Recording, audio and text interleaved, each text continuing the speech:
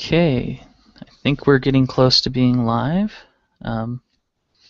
Just going to wait a little bit longer to make sure everybody gets on. Checking real quick. We've got to make sure Bo is able to connect and be on this.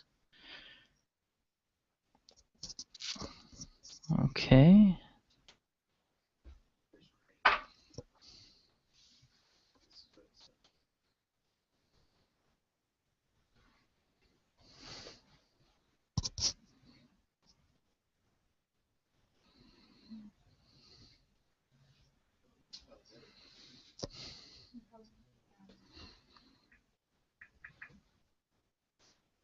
Checking real quick.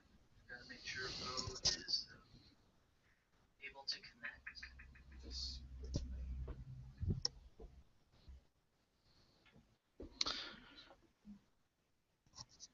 Okay.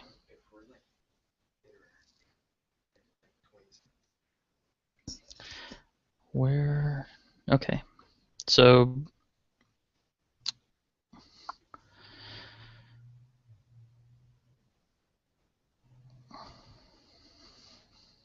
yeah, looks like we're having a little bit of difficulty getting Bo on here. I just want to make sure he's able to get in.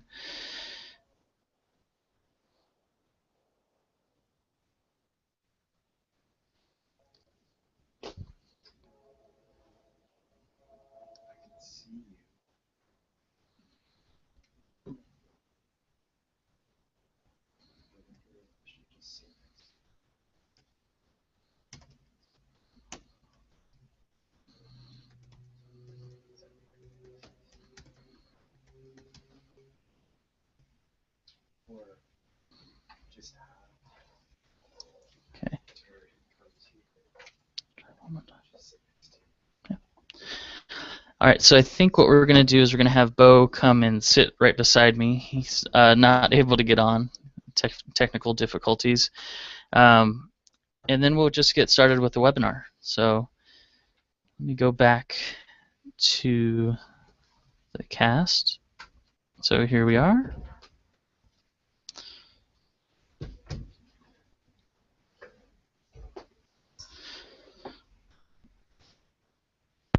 Bo, come and sit right beside me.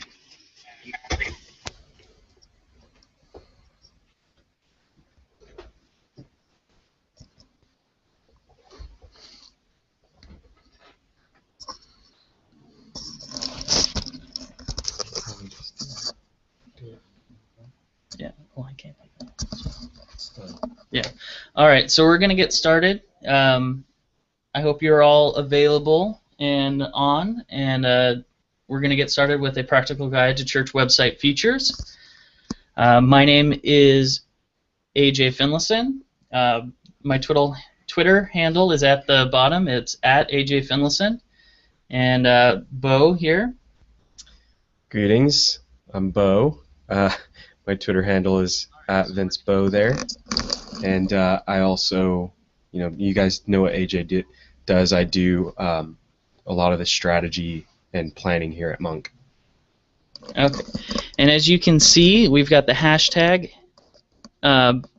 MonkDev. If you have any questions during the webinar, please feel free to go ahead and tweet us at that.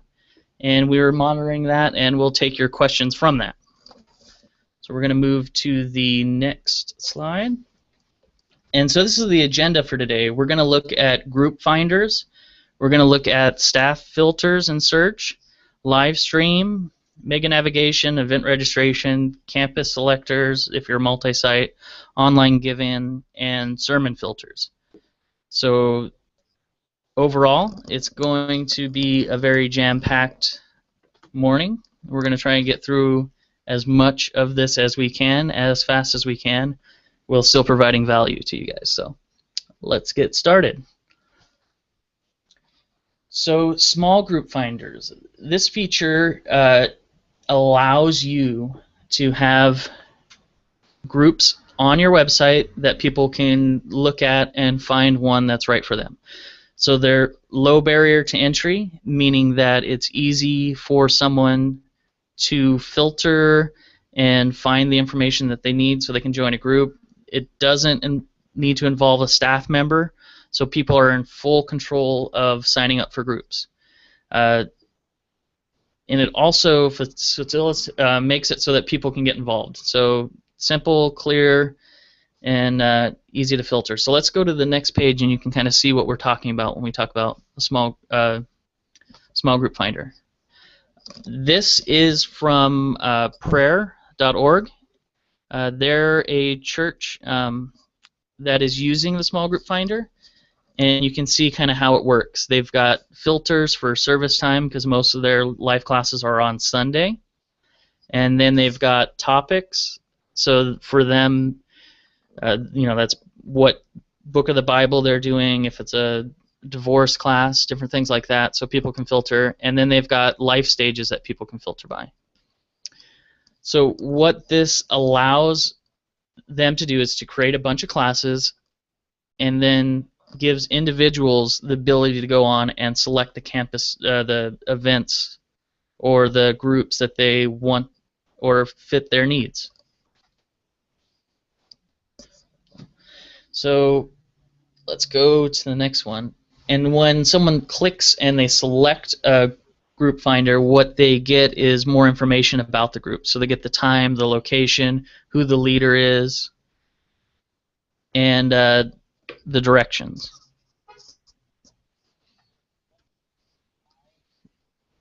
Okay, Jody said we're not able to see the slides, so I'm going to try and cast it again. I guess you guys are looking at us, which is very cool. So let's do that. Start.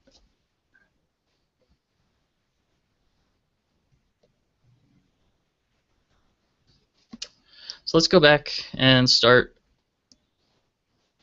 from the beginning.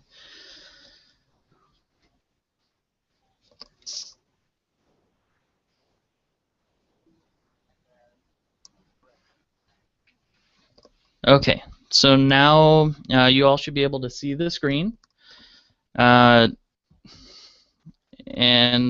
so we're back at small groups. Here's the list. Low barrier to entry. It's easy for people to sign up. It's filterable by certain things that you select. It's categorized in a clear way so people know how they can get connected, and the information's there for them to get involved. So we move to the next slide, and here's where I was describing. They've got the filters up at the top of this top. So they've got service times, class topics, and life stages, and from there, you're able to look at the groups and find one that works for you using the filters in the search. And then that takes you to the next page, and from that we're able to see certain things. We're able to see, the date, the time, the location, the leader, is childcare provided, a brief description, and they can email the leader or they can click to get connected with this class. So Bo, what do you think about this type of functionality for a church website? Do you think it's easy for people to get involved in small groups with something like this? Yeah, I mean, just on this detail page, I'm looking at a key component of usability, which when the user gets to this detail page, they can see prominent calls to action. So just even what you see here with the call to action buttons, prominent get directions, prominent get connected with this class, email the leader.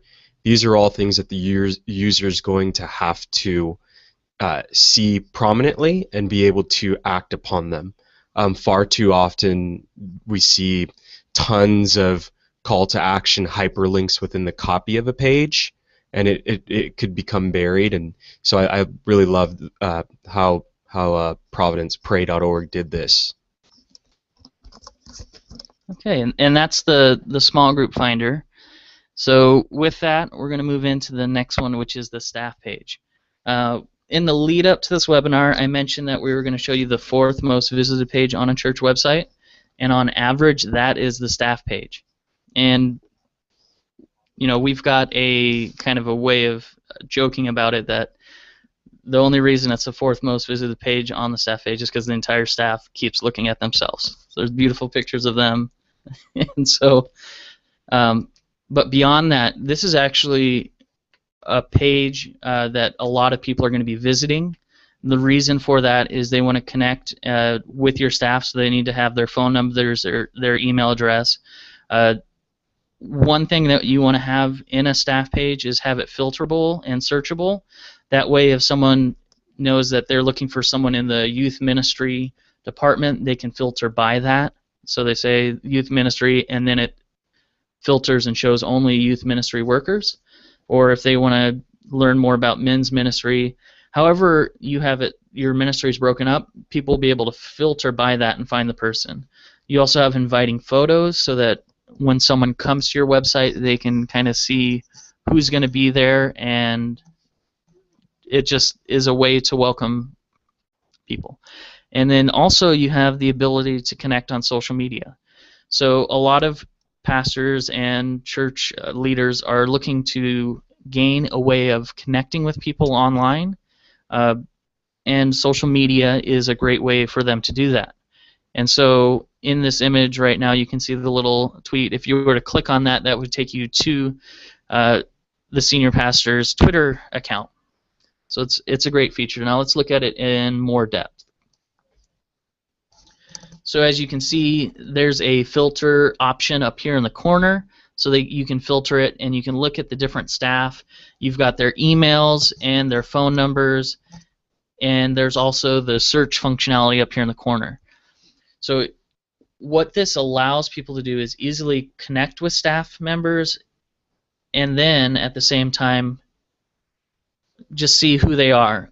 Churches that do this really well, if you click on these pictures, it'll go to a bio, and we understand that a lot of church leadership doesn't, and especially with larger churches, isn't able to connect with people on a one-to-one basis, and sometimes these bios are a great way for your staff to connect with people, to share stories about their life, and to have kind of a connection point the next time someone meets them or introduces them.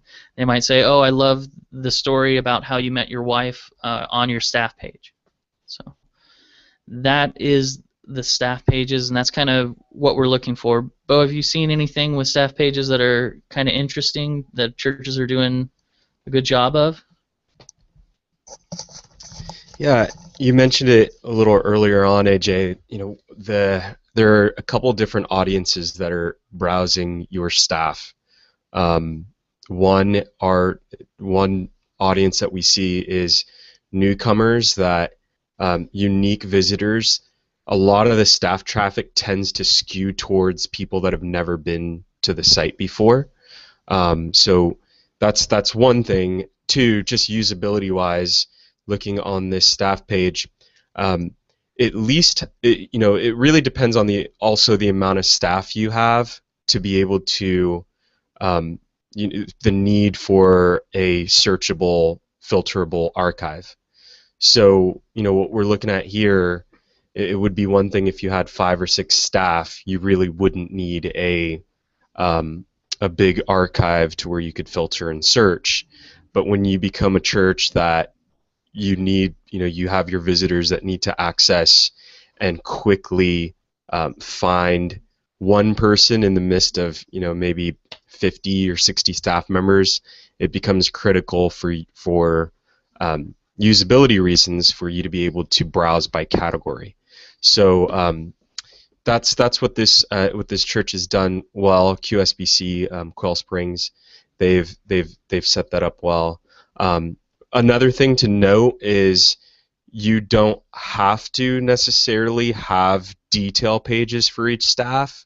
So this could very simply just be an archive, and all of the critical information, critical content for these staff members can be housed on this archive view. So just keep that in mind, because I know that to get a content strategy up for getting bios of 100 staff or how many ever staff, that requires ongoing work. All right, we're gonna take a quick break. It seems that people are having issues seeing our live link, so I'm going to stop the broadcast, and we're gonna try and reconnect in just a second.